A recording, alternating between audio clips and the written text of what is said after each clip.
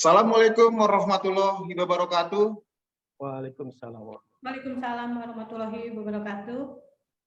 Salam sejahtera bagi kita semua. Jumpa lagi bersama kami program Jelajah Jejak Langkah Pejabat Fungsional Penyuluh Hukum. Bersama saya Arai Febi Ardianti dalam acara Jelajah Jejak Langkah Pejabat Fungsional Penyuluh Hukum. Di sini sudah tidak asing lagi Mbak Febi ini. Narasumber kita ini, dia sangat multi talent ya. Dia sangat banyak sekali pekerjaannya. Sepertinya kita harus mengkulik-kulik nih apa aja kegiatannya narasumber kita ini. Siap ya. Nah, ini nih seorang penyuluh kita yang akan kita kulik-kulik di acara Jelajah Jejak Langkah Pejabat Fungsional Penyuluh Hukum. Ini penyuluh hukum dari Badan Pengembangan Sumber Daya Manusia. Iya. BPSDM aja biar gampang. BPSDM. Iya. Ngomong dulu ini kan awal mulanya kan bukan penyuluh hukum nih ya. Ya kan? Ya, kok bisa Bang Ali itu terjun jadi penyuluh hukum? Apa memang udah dari lahirnya ingin selalu tampil gitu di muka umum, atau ingin memberikan informasi kepada masyarakat? Mungkin Sobat Jelajah ingin pada tahu nih. Bisa ceritakan Bang Ali? Iya, jadi dari awal ya, ada sejarah saya menjadi penyuluh hukum ya. Jadi memang awalnya itu saya dulu di staf di pusat pengembangan Diklat Fungsional dan HAM. Pada saat itu saya sebagai jabatannya sebagai penyusun laporan dan hasil evaluasi. Pada tahun 2017 itu ada Diklat Penyuluh Hukum. Itu pesertanya itu sebanyak 30 orang. Ketika 2 hari sebelum pelaksanaan itu, ada peserta yang mengundurkan diri, itu sebanyak 2 orang. Salah satunya dikarenakan sakit, yang saat itu sedang hamil besar. Akhirnya dari bidang penyelenggara itu menawarkan saya dengan Pak Rohim untuk mengikuti diklat tersebut sebagai peserta pengganti. Awalnya saya juga nggak tertarik ya, atau nggak ngerti apa sih penyuluh hukum itu, diklat penyuluh hukum itu apa sih gitu kan. Tapi setelah saya pikir-pikir lagi, coba mungkin cari ilmunya gitu kan, udah saya sepakat akhirnya ikut. Walaupun sebelumnya juga teman-teman yang lain sudah ditawarkan sebagai pengganti pada diklat penyuluh hukum, tapi nggak ada yang mau. Akhirnya saya dengan Pak Rohim bersedia jadi pengganti. Waktu itu diklatnya kurang lebih itu 21 hari itu. Jadi selama proses diklat itu kita diajarkan, dikenalkan apa itu penyuluh hukum, bagaimana penyuluhan hukum itu semuanya diajarkan. Dari hati saya itu kayaknya tertarik nih gitu kan dengan basic saya yang hukum gitu kan. Seolah-olah saya berpikir kalau saya masuk ke penyuluh hukum ini sinkron dengan pendidikan saya gitu. Akhirnya saya mulai tertarik itu di situ. Setelah selesai diklat itu kan nggak lama tuh ada passing untuk jabatan fungsional penyuluh hukum. Akhirnya saya ikut di situ. Konsultasi dengan teman-teman di BPHN bagaimana apakah dari BPSDM ini bisa mengikuti passing penyuluh hukum, karena ada juga yang bilang karena bukan dari bagian atau bidang penyuluh hukum gitu, katanya nggak boleh. Ternyata boleh, karena pertama saya sudah mengikuti diklat penyuluh hukum. Nah, itu akhirnya bisa mengikuti passing penyuluh hukum. Setelah ikut ada keuntungan saya. Pertama, saya telah mengikuti diklat. Akhirnya untuk tesnya itu hanya wawancara, tidak CBT. Nah, itu keuntungannya. Setelah lulus, sudah mengikuti itu, dinyatakan lulus. Kemudian saya pikir juga saya paling berpikirnya kalau penempatan ini kalau tidak di BPHN, di kantor wilayah untuk penyuluh hukum. Nah, ternyata setelah keluar SK itu saya justru ditempatkan tetap di BPSDM. Itu tempat di BPSDM. Saya juga sempat kaget juga kok bisa penyuluh hukum di BPHN ditempatkan di unit-unit utama. Ternyata bukan saya aja yang ditempatkan di unit utama. Banyak teman-teman yang di HAM, di PAS juga ada. Itu juga sempat terkait juga. Dan ketika SK keluar, ini juga banyak pertanyaan dari teman-teman. Bahkan pejabat lingkungan BPSDM itu banyak yang tanya dan juga meragukan, kenapa kok penyuluh hukum ditempatkan di BPSDM? Itu kan tusinya BPHN. Nah, ini jadi pertanyaan. Akhirnya saya konsultasikan dengan, saya sih berpikir logikanya begini aja. Yang buat SK ini kan bukan saya, gitu kan? Yang buat SK ini ada kewenangan dari Sekretariat Jenderal kan, yang mungkin juga dengan BPHN kan gitu. Jadi bisa ditempatkan di sini. Iya, karena kan ini banyak pertanyaan yang bahkan sampai ada yang kasarnya itu mencemooh gitu kan, mencemooh saya nih sebagai penyuluh hukum di BPSDM. Ngapain di BPSDM ada penyuluh hukum gitu kan? Kan tusinya BPSDM itu diklat, bukan penyuluh hukum, itu tusinya BPHN. Ini banyak nih pertanyaan-pertanyaan. Akhirnya saya konsultasikan dengan teman-teman di BPHN, itu salah satunya Pak Sutiatno tuh, yang waktu itu sebagai Kasubdit penyuluhan hukum, kemudian ada Diki, ada teman-teman banyak yang di, iya, kepala bidang ya, Kepala bidang. iya, kepala bidang penyuluhan hukum. Ternyata jawabannya itu yang paling saya ingat adalah bahwa jawaban dari Pak Pri itu bahwa jabatan fungsional penyuluh hukum ini jabatan terbuka, artinya bisa dari mana saja. Ketika ada penyuluh hukum ditempatkan di BPSDM, dia tetap melaksanakan tusinya sebagai penyuluh hukum. Nah, selain itu dia juga bisa membantu tugas-tugas struktural di mana dia ditempatkan. Itu jawaban dari BPHN selaku pembinanya. Dan ternyata bukan saya aja, karena dari BPN ya, dari pusat statistik ya, BPS juga ada penyuluh hukumnya, kemudian di Seknek juga ada, di Unitas juga ada. Jadi membuat saya, oh ya sudah, ketika ada pertanyaan seperti itu, jawaban saya pun sama seperti yang disampaikan dari PHN, yaitu bahwa penyuluh hukum itu jabatan terbuka, artinya dari mana saja bisa menjadi penyuluh hukum. Begitu. Ini juga buat saya perjalanan seperti itu. Karena memang pertama juga saya apa saya mampu apa enggak ya jadi penyuluh hukum, karena kayaknya berat banget kan ya untuk menyampaikan peraturan perundang-undangan yang begitu banyak. Tapi ya akhirnya saya jalanin ya, alhamdulillah bisa gitu. Jadi tapi kan itulah bisa. Kenapa. Iya, bisa. Memang kan seperti Mbak Feby kan tadi, saya ini awalnya pendiam gitu kan, nggak bisa mungkin ngomong di depan umum juga. Karena waktu basicnya itu saya hanya membuat laporan penyelenggaraan diklat saja, evaluasi seperti itu. Jadi pekerjaan saya selama itu begitu aja terus. Jadi kayaknya kok saya berpikir nggak ada perkembangan gitu. Apalagi basic saya kan sarjana hukum. Nah, ketika saya masuk di penyuluh hukum, jadi sinkron dengan ilmu saya yang dapatkan, saya amalkan. Nah itu. Jadi saya akhirnya tertarik jadi penyuluh hukum. Itu Mbak Feby, Bang Ara ya. Iya, sejarahnya gitu. Iya. Sebelum kita lanjut dengan pertanyaan selanjutnya, ada yang saya mau kulik dari pertanyaan pertama itu, Bang Ali. Apa Tadi tuh? Bang Ali menyebutkan pendiam, dicemooh, sama kanwil, ya kan seperti itu yang saya bukan kanwil, tapi teman-teman yang di BPSDM. Karena mereka beranggapan, teman-teman yang di BPSDM beranggapan. Kalau itu kan dari kanwil kan, yang fungsional JFT itu kan dari kanwil kan, seperti itu kan tadi Bang Ali menyebutkan kan? Bukan, jadi gini. Jadi ketika SK saya sebagai fungsional penyuluh hukum turun, itu kan penempatannya itu di BPSDM. Betul. Iya, BPSDM. Nah, teman-teman nih bila dibilang kaget gitu kan, kok penyuluh hukum di BPSDM gitu. Ini kan BPSDM ini kan tusinya itu diklat, melaksanakan penyelenggaraan diklat, bukan penyuluhan hukum. Nah, penyuluhan hukum itu tusinya BPHN. Harusnya penyuluh hukum itu adanya di BPHN, bukan di BPSDM, seperti itu pendapat mereka. Nah, setelah saya konsultasikan dengan BPHN bahwa penyuluh hukum itu jabatan terbuka, artinya dia bisa dari mana saja dan bisa ditempatkan di mana saja. Gitu. Ketika saya ditempatkan misalkan di BPSDM di bagian humas, selain saya juga melaksanakan fungsi saya sebagai seorang penyuluh hukum, saya juga membantu tugas-tugas yang ada di tempat saya ditempatkan, seperti itu. Jadi karena maksud saya tadi berpikirnya sebelum SK itu turun, paling tusinya penyuluhan hukum ini ada di BPHN atau di Kanwil, seperti itu. Ternyata tidak. saya tetap ditempatkan di BPSDM gitu.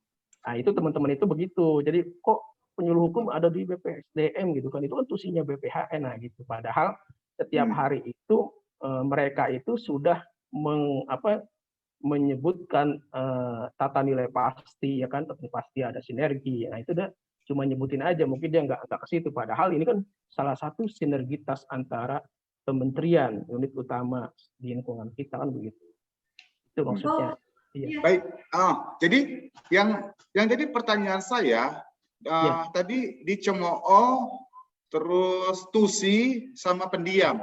Ya. Yang pertama dicemooh. Apa sih yang dilakukan dengan Bang Ali dengan adanya omongan seperti itu?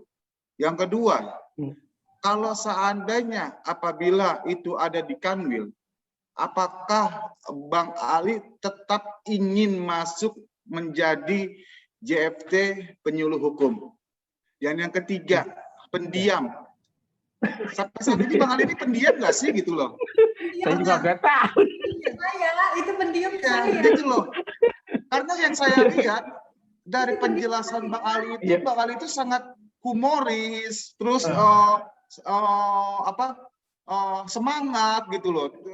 Ya pokoknya bertentangan gitu. Itu tidak ada gitu loh dengan yang disebutin itu. Bisa dijelaskan Bang Ali? Iya, jadi memang sebelumnya saya seperti itu. Cuma ketika menjadi penyuluh hukum, nggak mau, saya harus belajar, semuanya harus saya pelajari. Bagaimana kan kayak cari tempat umum seperti apa, public speaking-nya seperti apa, kan itu tetap saya harus pelajari. Memang dari awal itu sebetulnya saya sudah berpikir, ketika saya memutuskan untuk mengikuti in-passing penyuluh hukum, saya sudah pikirkan bahwa pasti penempatan saya ini kalau tidak di Kanwil, di BPHN, artinya saya sudah siap, mau di Kanwil atau mau di BPHN, saya sudah siap gitu. Ya, tadi saya sampaikan lagi. Ya. Sebentar saya potong.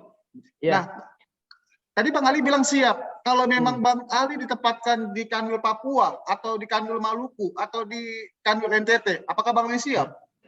Ya kalau kejauhan masih berat juga. Kalau kejauhan saya berat juga.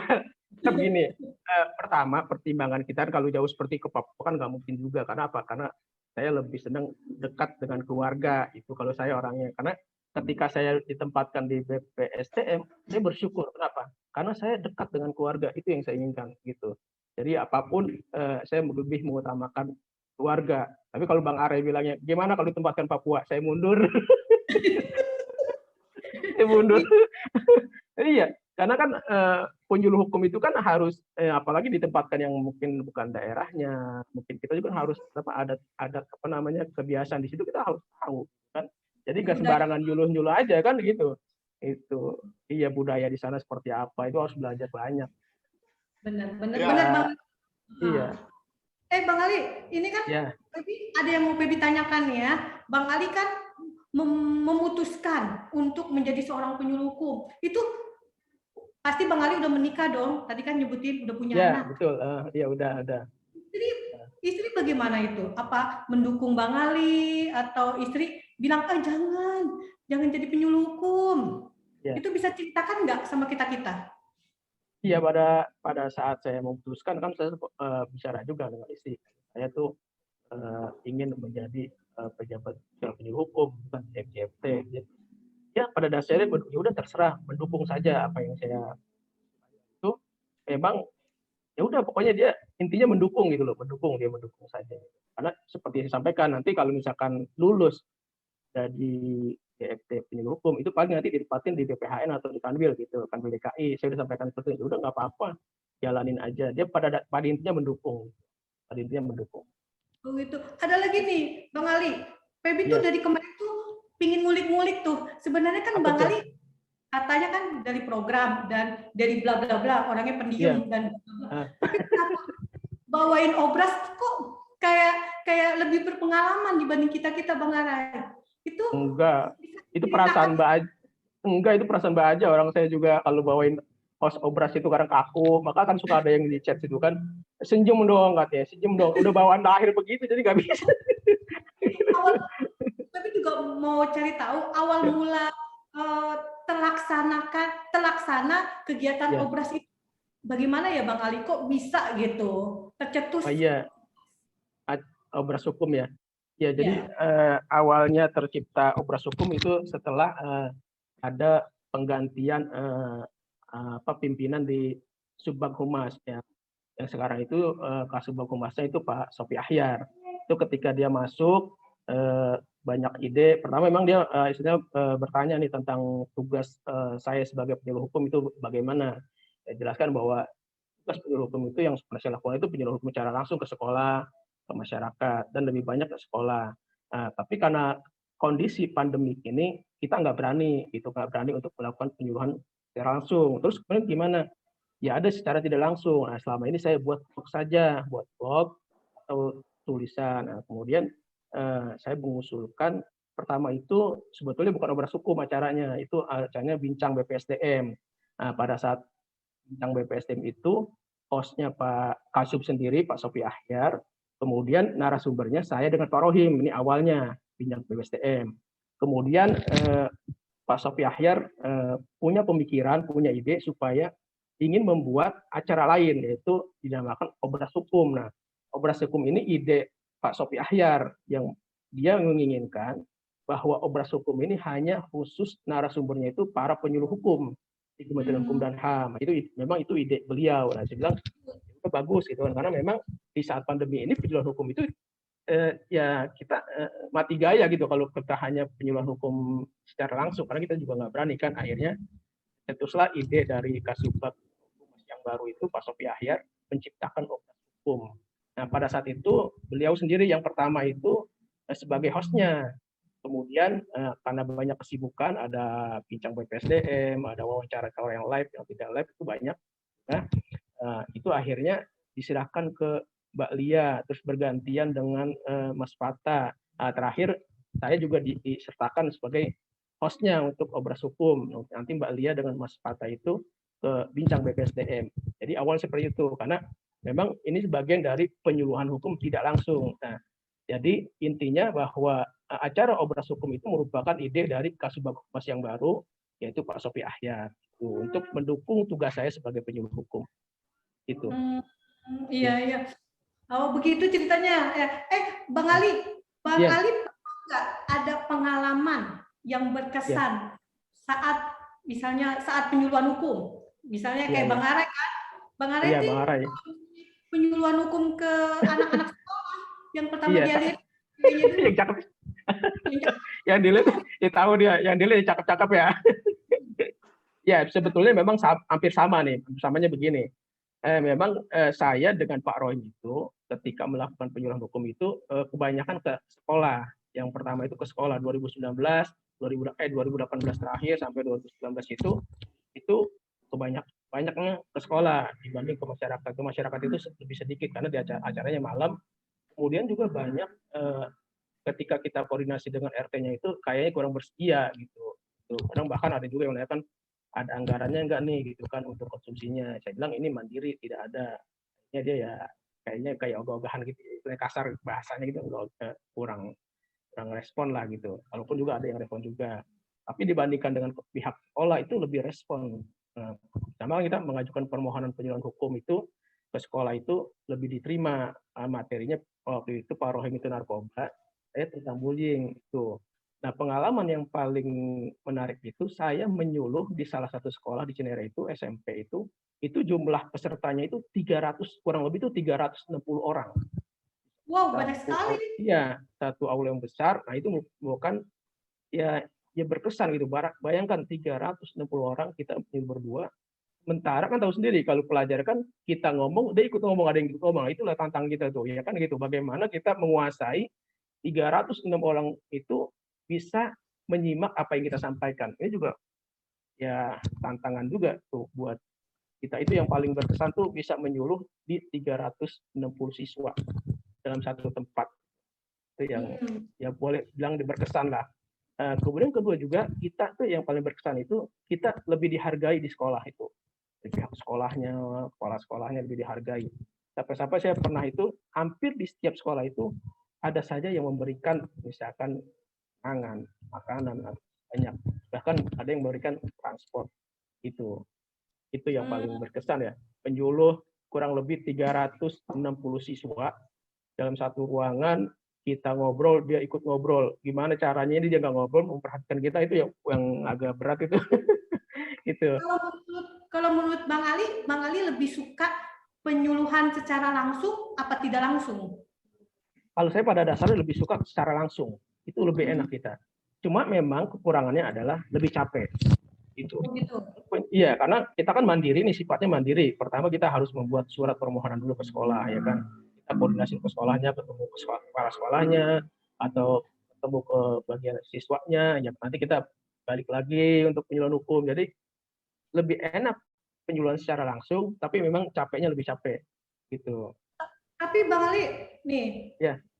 Kenapa yang Feby lihat follower Bang Ali lebih banyak di YouTube? Kami aja followernya masih sedikit. Kalau itu saya juga nggak tahu. Cuma memang untuk YouTube saya itu bukan semata-mata boleh dikatakan isinya campuran gitu. Jadi isinya itu bukan penyuluhan hukum aja. Di situ saya masukin ada, misalkan saya belajar doa nih, saya masukin doa itu ke YouTube saya juga. Jadi di situ ada penyuluhan hukum, ada doa-doa, ada ya pokoknya tentang penyuluhan Islam juga lah, istilah kasarnya itu macam itu juga. Jadi kalau ada lagi jalan-jalan, saya masukin juga YouTube jalan-jalan di situ. Jadi campuran gitu, enggak cuma penyuluhan hukum saja gitu. Di sini nih, iya. Bang Ali, Satu pertanyaan saya Bang Ali, di dalam YouTube-nya Bang Ali itu, apakah ada video atau film yang mengisi kenangan masa kecilnya Bang Ali gitu, misalnya masa kecil SD, SMP, SMA, atau pada saat kuliah gitu, dimasukin nggak ke dalam YouTube itu? Belum, nggak ada. Nggak kepikiran itu masukin gitu. Saya boleh tuh usul seperti itu Bang Ali gitu. Boleh. Masa kenangan Bang Ali waktu SD, SMP, SMA gitu. Siapa tahu tuh Bang Ali waktu SD itu ya juara 1, waktu pada saat jenjang SMP juara 2, jenjang SMA nggak dapat juara gitu loh. Dapat juara. Kalau jujur sih, kalau saya itu termasuk orang yang bukan punya prestasi di sekolah itu. Jujur, tidak. Waktu itu SMA itu pernah peringkat kedua itu aja paling. Tapi selebihnya nggak ada prestasi saya di sekolah itu, nggak ada. Betul. Saya udah lulus aja udah bersyukur.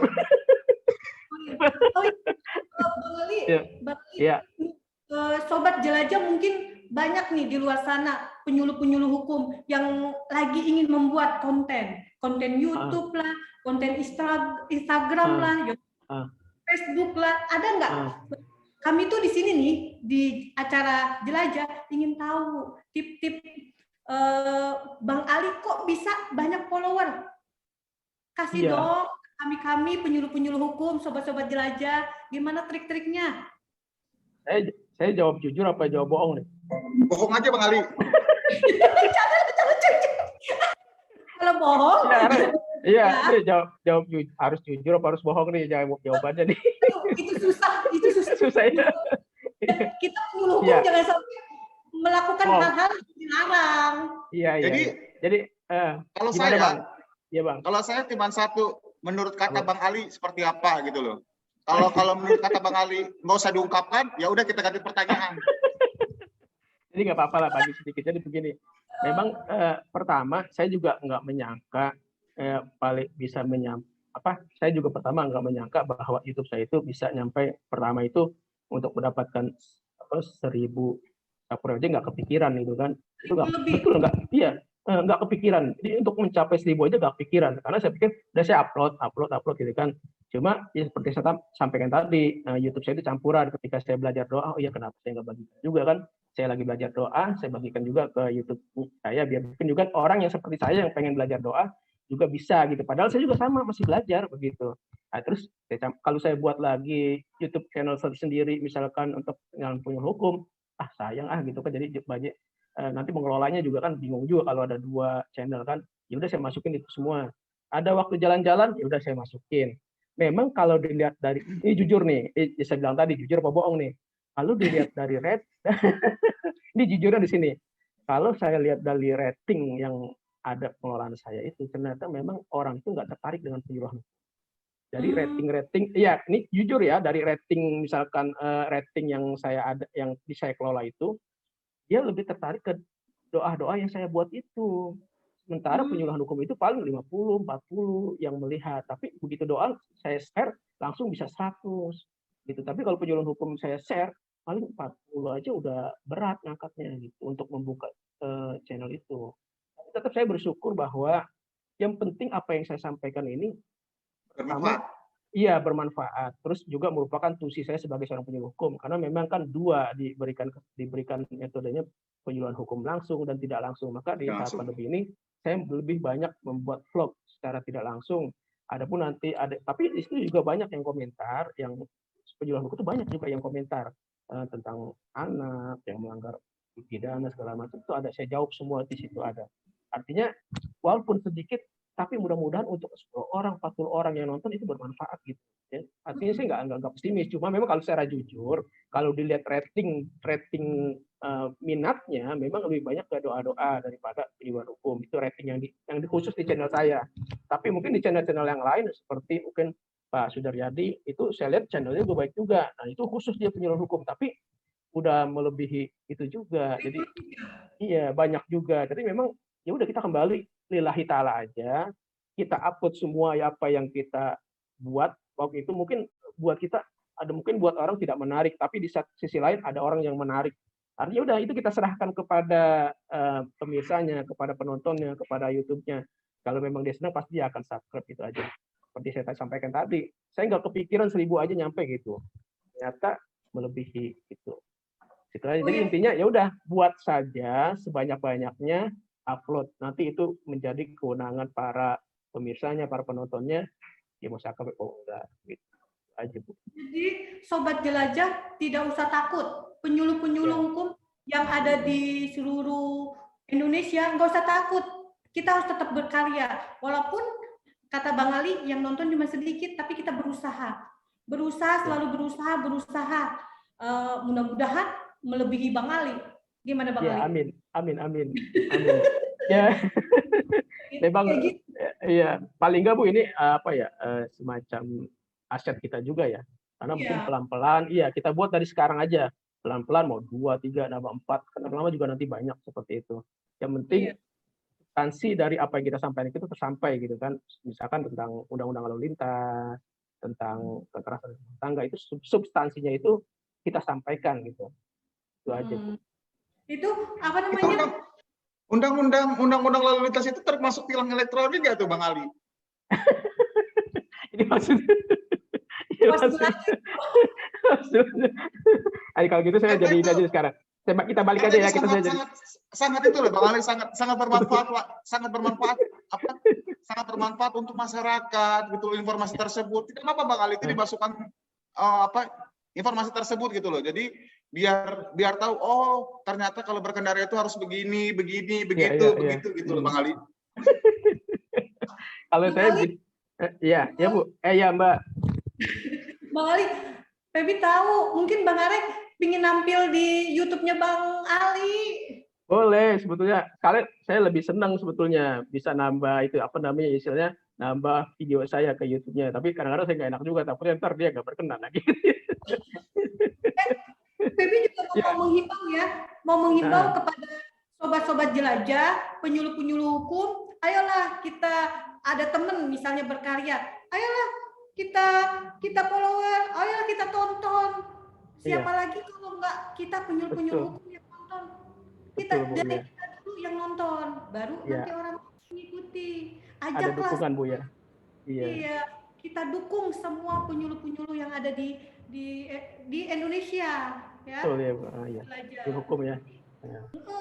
Kita harus kuat, dari kitanya kuat. Kalau kita kuat, semuanya pasti akan hasil tidak melupakan. Betul Hasil Bu, pasti ada.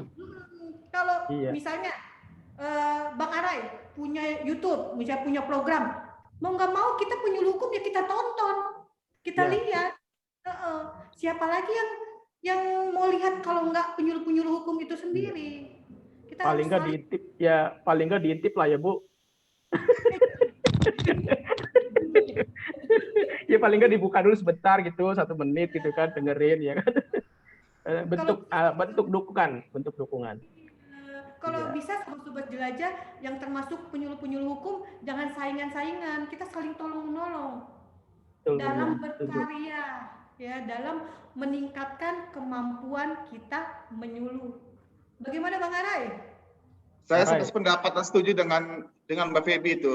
Jadi apapun itu kegiatan penyuluhan hukum, baik langsung dan tidak langsung itu, ya kita sama-sama saling mendukung, sama-sama saling mensupport bahwa kegiatan tersebut itu sangat, yang pasti tujuannya sangat bermanfaat dan untuk masyarakat juga, seperti itu Mbak Feby. Baik itu pengetahuan hukum ataupun ya seperti tadi Bang Ali bilang doa, apapun itulah itu.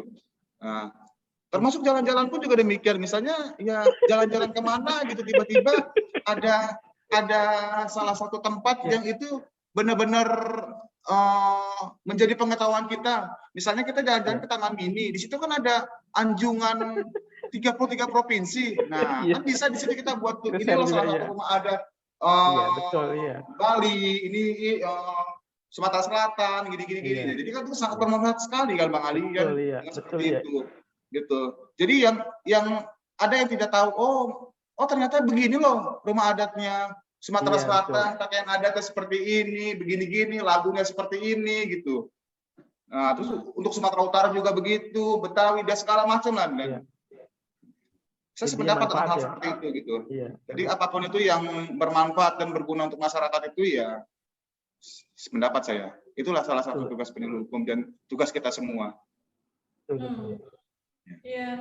Oh ya, Bang Arai, ada yang mau ditanyakan nggak ke Bang Ali? Kayaknya sih pengen bertanya tuh. Iya. Benar saya apa ya? Udah nungguin tuh katanya. Pengen ngobrol sama Bang Ali itu, pengen mengupas kisah-kisahnya Bang Ali itu tidak cukup untuk 1 jam ya. Sepertinya harus 3 atau 5 jam gitu. Cuma kan karena schedule Bang Ali itu sangat padat merayap gitu loh Mbak Feby gitu loh. Sobat jelajah, penyuluh-penyuluh kita yang nggak tahu siapa Bang Ali, kalau ngelihat Bang Ali, nggak usah dikenalin. Misalnya gini, kalau biasanya ya narasumber jelajah, memperkenalkan diri, siapa namanya ini. Kalau Bang Ali nggak usah, udah langsung. Kenapa? Penyuluh siapa sih nggak tahu Bang Ali? Lebay. Jadi nggak usah dikenalin, tinggal di bawahnya inilah nomor kontak yang bisa saya hubungi gitu, di bawah sini gitu. Iya, Bang Ali, ini di BPSDM, di Bang Ali ini kan ada obras ya, itu kan semua obras itu adalah narasumbernya adalah penyuluh-penyuluh hukum. Mau ada kegiatan apa lagi sih di BPSDM yang ibaratnya bukan menjual ya, yang narasumbernya atau yang pelaku-pelakunya atau gimana ya kata-katanya yang melibatkan penyuluh-penyuluh hukum? Ya, untuk sementara ini memang obras yang rutin berjalan. Kemudian ini ada komedi ASN. Komedi ASN ini juga kita menyampaikan informasi, kadang juga menyampaikan sentilan-sentilan kayak singgung-singgungan gitu, situasi kantor misalkan. Ini juga lagi berjalan juga yang komedi ASN. Nah, sekarang ini kita buat lebih simpel, paling 5 menit atau 7 menit. Itu biar yang nontonnya nggak bosen gitu, nggak kelamaan juga. Yang sama Bang Rohim itu ya, yang ketawa-ketawa lucu itu ya? Iya, betul, iya. Karena kan sebelum itu bisa 10 menit, 15 menit. Kemudian juga saya kan udah membuat juga film penyuluhan hukum sebelumnya. Udah ada 5 kalau nggak salah yang saya buat. Tuh. Nah, Mbak Feby udah nonton belum tuh? Udah tuh, yang ketawa. Udah tahu. Nah, ini yang pertanyaan Feby, kok bisa Bang Rohim sama Bang Ali itu ibaratnya kan dibilang artis papan atas, bukan? Agak. Dadakan, bukan? Iya. Menontonnya itu bikin Feby ketawa-ketawa. Bagaimana itu? Ya, makanya itu, Bu. Memang kalau kita sendiri, saya yakin. Iya, Mbak. Ya, Mbak. Jadi memang kalau kita sendiri ini nggak mungkin bisa. Karena kita ini kan mendapat dukungan dari Kasubag Humasnya. Apapun yang kita mau kerjakan, dia selalu mendukung. Apa yang kita mau programkan, dia selalu mendukung. Tinggal tergantung kitanya. Kita mau buat program apa aja terkait dengan penyuluhan hukum, film penyuluhan hukum, apapun, dia akan mendukung gitu. Sampai-sampai peralatan studionya disiapkan juga sama. Jadi memang Humas saat ini iya, jadi kita mendapat dukungan baik sarana prasarananya, terus motivasinya, semua kita dapat dukungan. Kameranya juga dari Ya. Bang Ali beli sendiri atau dari Humas? Kamera itu ada yang dari Humas, kemudian ada yang dari milik pribadi kasih bang Humasnya, kayak misalkan lampu, lighting itu milik pribadi Humas. Memang sebelumnya itu dia kan pernah punya studio foto, itu alat-alat dibawa ke kantor semua. Itu sangat mendukung. Iya, jadi kita tinggal mau apa nggak mau, cuma itu aja. Kalau kita mau kita dapat dukungan, iya. Tapi kita nggak mau juga kita nggak dipaksa. Tapi kita tetap dimotivasi bahwa harus ada kegiatan penyuluhan hukum yang dilaksanakan. Itu sampai di webnya pun kita masukkan khusus di web BPSDM itu ada pojok penyuluhan hukum. Nah, itu saya masuk di situ untuk materi itu. Tapi dalam pengerjaannya nggak di pojok-pojok kan Bang Ali? Jangan di pojok-pojok. Ntar pojok mana lagi? Iya. Bang Ali, bisa nggak sampein ke Humasnya? Kalau bisa, ajak-ajak dong kami di BPHN. Saya juga bisa acting. Oh iya bisa Bu, bisa direncanakan Bu. Bisa. Ibu lagi Mbak, aduh. Jadi kita bisa sama-sama bikin film. Jangan. Bisa Mbak, bisa. Bang, gini aja dah, Bang Arai buat skenario-nya di BPSDM. Siap saya. Oh begitu gitu. Ya. Nanti ya, siap Bang Arai ya. Gimana Bang Arai? Bang Arai siap nggak bikin skenario? Kita syuting di BPSDM. Oke, ya. Oke ya, berarti saya tinggal nunggu aja ya kabarnya nih dari Bang Arai. Ya sip. Bang Arai, nih kan apa? Ya, sobat-sobat jelajah yang dekat misalnya, yang di Kanwil Banten kan dekat ya, Kanwil DKI, misalnya dari kami BPHN, mungkin ada juga penyuluh agama. Ada juga penyuluh dari statistik ya. Mungkin ada yang baru belajar, ingin mencoba penyuluhan hukum ke YouTube atau Bang Ali kan sudah di Facebook juga ya, Instagram. Instagram, Facebook. Kalau misalnya boleh nggak rekan-rekan, sobat-sobat jelajah yang ingin belajar menemui Bang Ali di BPSDM, Bang Ali berkenan atau tidak gitu? Jadi, siapa tahu nanti kalau misalnya sengaja disampaikan hal seperti ini, siapa tahu pada saat ke sana ya Bang Ali, oh maaf ya, siapa ya? Aduh saya lagi sibuk nih, gitu loh. Jadi kan ini biar didengar semua dengan sobat jelajah di seluruh Indonesia loh Bang Ali ini, dari Sabang sampai Merauke.